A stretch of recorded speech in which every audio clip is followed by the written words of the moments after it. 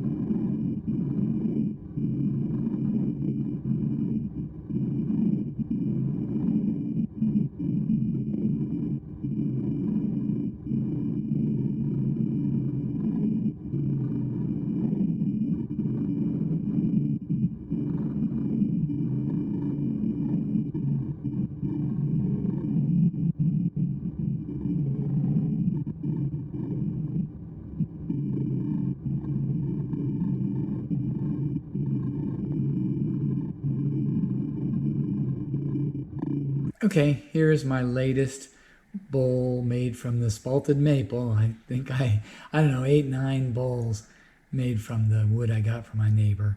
I still have a couple more pieces maybe. This is a natural edge.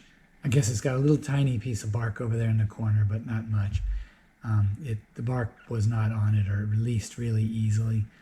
It's very dark. A lot of this maple has turned pretty dark. It came out almost black in some cases. Obviously, it should naturally be much lighter. I like this shape. I left it with the bandsaw / chainsaw marks. I think on the left edge here is chainsaw marks, and on the right hand side is bandsaw, where I had cut it to separate it from something else. And the other half of this piece of wood was the lid to my pedestal bowl.